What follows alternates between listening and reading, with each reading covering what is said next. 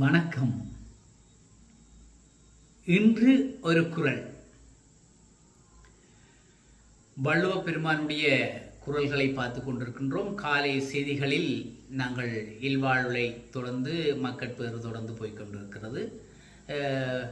மாலை நேர குறளில் நான் வித்தியாசமாக ஒரு குறளையும் எடுத்து சொல்லிக் கொண்டிருக்கின்றேன். அந்த வகையிலே வள்ளுவ பெருமானுடைய குறள், முகத்தின் இனிய நகா அகத்தின்னா வஞ்சரை அஞ்சப்படும். முகத்தின் இனிய நகா அகத்தின்னா வஞ்சரை அஞ்சப்படும். அதாவது சிரித்து பேசி சீரழிக்க நினைக்கும் வஞ்சகரின், அதாவது இப்போ எங்களுடன் பார்த்தா சிரிப்பானவள், கதைப்பானவள், பேசுவானவள், எல்லாம் செய்வார்கள். என்ன விட்ட நல்லவன் உலகத்தில் ஒருதரும் இல்லை என்ற மாதிரி கதைப்பார்கள், பேசுவார்கள். அவங்களை நாங்கள் நம்பிடுவோம். அவன் சிரிக்கிறான், கதைக்கிறான், நெஞ்சில வஞ்சகம் இல்லை என்று நினைப்போம்.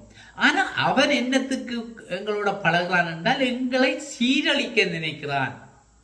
அதாவது சிரித்து பேசி நம்மை சீரழிக்க நினைக்கும் வஞ்சகர்கள். வஞ்சகர்கள் என்றால் என்னன்னு சொன்னால், நாங்கள் நம்பிக்கைக்கு பாத்திரமாக இருப்பவர்கள், எங்களுக்கு தீங்கு செய்பவர்கள் வஞ்சகர்கள்.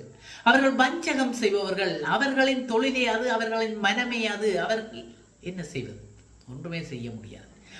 அப்படி சீரழிக்க நினைக்கும் வஞ்சகரின் நட்புக்கு அஞ்சி ஒதுங்கிட வேண்டும். நாங்களே அஞ்சி நாங்களே ஒதுங்கிட வேண்டும். அவர்கள் வஞ்சிக்க போகிறார்கள், சிரித்து கதைக்கிறார்கள்.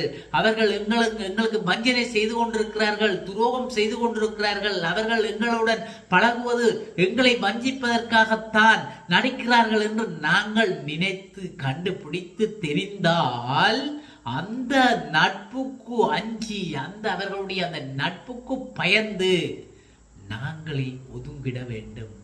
சொல்வார்கள், துஷ்டரை கண்டால் தூர விலகு என்று.